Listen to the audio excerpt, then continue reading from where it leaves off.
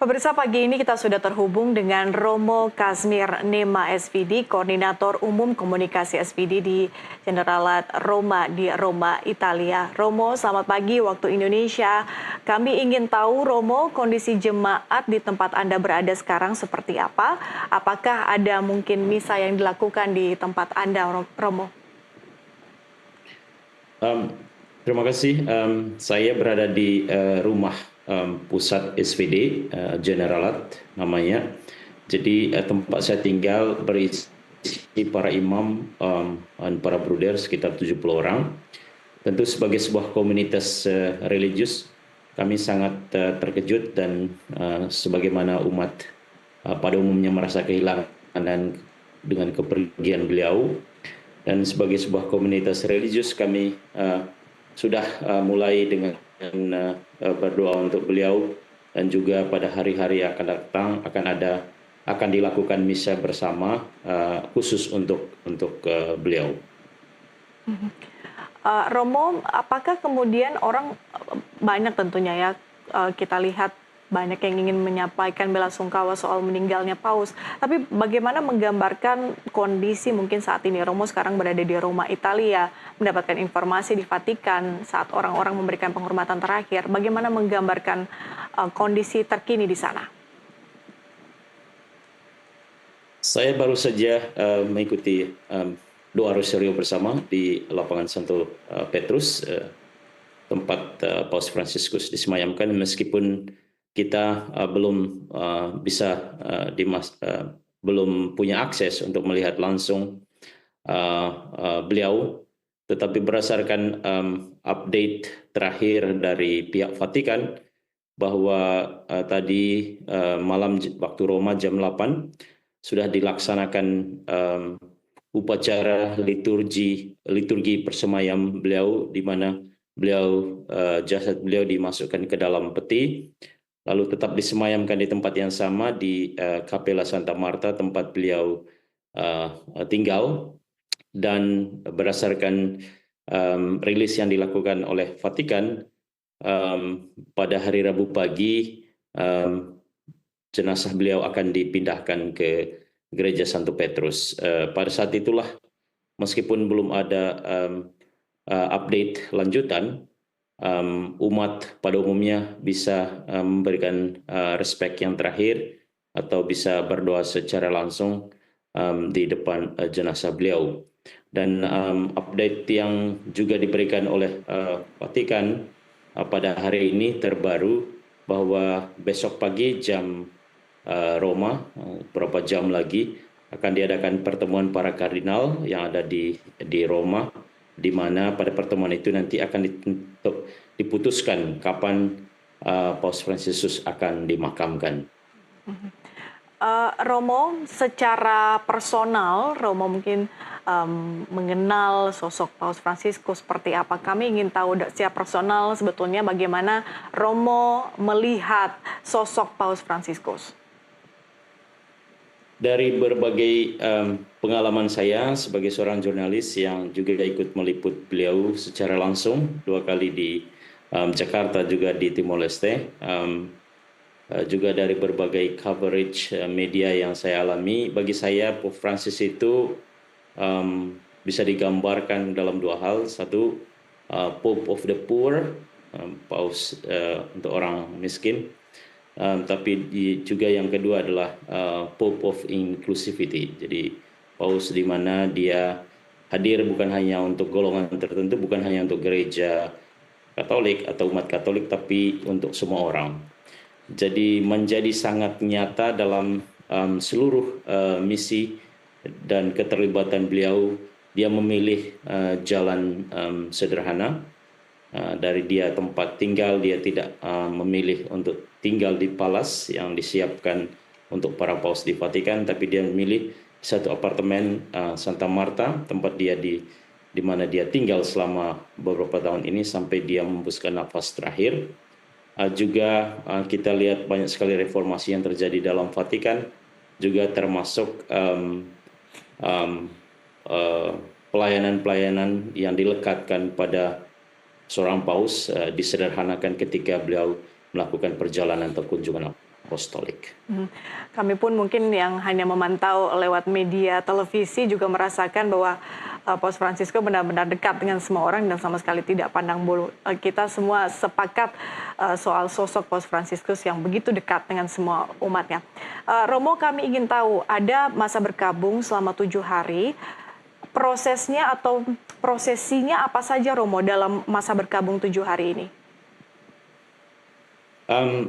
Sembari kita menunggu update lanjutan atau ofisial dari Vatikan yang akan diharapkan dikeluarkan pada hari ini, siang ini waktu Roma, tetapi dari update yang terakhir bahwa beliau akan dipindahkan jenazahnya dari Santa Marta, Kapela Santa Marta ke Gereja Santo Petrus, Basilika Santo Petrus, dan di sanalah saya yakin akan diberikan kesempatan seluas-luasnya kepada umat. Dan hingga saat ini kita belum tahu berapa lama waktu itu diberikan kepada umat atau kepada publik, tapi yang pasti antusias dari umat, dari masyarakat begitu luar biasa. Tadi dalam doa rosari hari pertama saja banyak sekali umat yang hadir, dan perlu diketahui saat ini masih banyak peziarah yang datang dari berbagai belahan dunia yang berada di Roma, sehingga saya yakin membeludaknya nanti umat yang berusaha untuk memberi penghormatan terakhir kepada Paus Fransiskus dengan bertambahnya umat datang dari belahan dunia mengikuti ziarah selama tahun jubileum ini. Romo, kemudian apa saja sebetulnya pesan-pesan terakhir dari Paus Fransiskus ketika kemudian terakhir bertemu dengan umat, menyampaikan apa yang ingin disampaikan? Mungkin Anda bisa sedikit memberikan pemahaman soal apa sebetulnya yang ingin disampaikan Paus Fransiskus. Tentunya banyak sekali kalau kita mendengar, menyimak khotbah yang disampaikan Paus Fransiskus selama 3 hari Paskah. Tapi bagi saya yang menarik dan mungkin akan dikenang oleh publik adalah pesan khotbahnya kemarin di Santo Petrus, di mana beliau berbicara tentang perdamaian.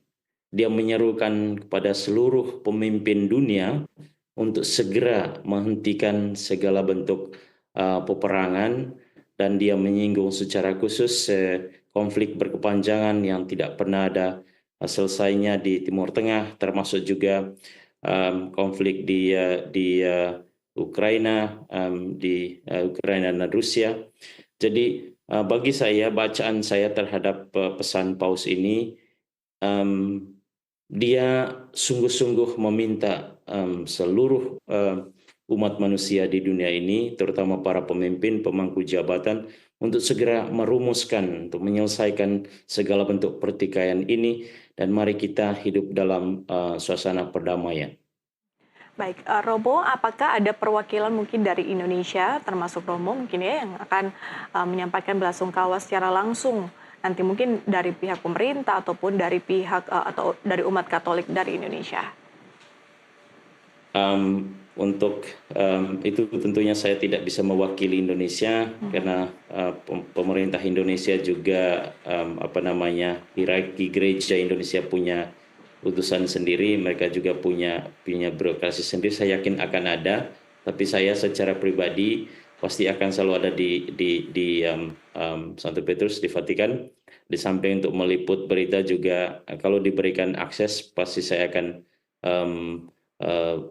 masuk dan memberi penghormatan terhadap Paus Fransiskus. Dan sebagai catatan secara pribadi juga, pada tanggal 27 Januari kemarin tahun ini, saya berkesempatan bersama para jurnalis dan juga para uskup dan imam untuk bertatap muka secara langsung dengan Paus Fransiskus. Bagi saya itu pengalaman yang luar biasa, meskipun tidak ada konversasi antara saya dengan Paus pada waktu itu, karena kami orang banyak dan kami juga diberitahu untuk tidak boleh berbicara banyak. Tapi dengan berjabat tangan dengan beliau, momentum menjadi begitu inspiratif bagi saya secara pribadi, dan kenangan itu yang masih ada di dalam pikiran saya hingga saat ini. Karena dua minggu setelah perjumpaan itu beliau masuk rumah sakit. Jadi saya sangat bersyukur secara pribadi karena saya punya kesempatan untuk bertemu langsung pada beliau. Meskipun tidak bicara panjang lebar, tapi paling kurang saya boleh melihat beliau dari jarak yang begitu dekat. Romo, terakhir untuk umat Katolik maupun juga seluruh masyarakat di seluruh dunia, bagaimana seharusnya kita memaknai berpulangnya Paus Fransiskus? Tentu saya secara pribadi dan tentunya sebagian besar umat merasa kehilangan atas kepergian beliau. Paus Fransiskus adalah manusia, tokoh yang sangat jarang kita jumpai di dunia ini. Di tengah begitu banyaknya pertikaian, percecokan, beliau menyerukan persatuan. Di tengah banyaknya kemiskinan, ketidakadilan, beliau menyerukan agar berpihak pada orang-orang kecil, orang-orang sederhana. Perjuangan-perjuangan itulah yang akan selalu dikenang, lalu diingat dalam memori kolektif umat manusia bagi Paus Fransiskus. Mudah-mudahan perjuangan yang pernah dilakukan oleh Paus Fransiskus tetap menggema dan terus diperjuangkan oleh semua orang yang berkehendak baik seperti Paus Fransiskus. Dan itu harapan saya, tentunya harapan banyak orang. Baik, Romo Kazmir Nema SPD, Koordinator Umum Komunikasi SPD di Generalat Roma di Roma, Italia. Terima kasih Romo sudah bergabung di NTV Morning hari ini. Salam sehat Romo.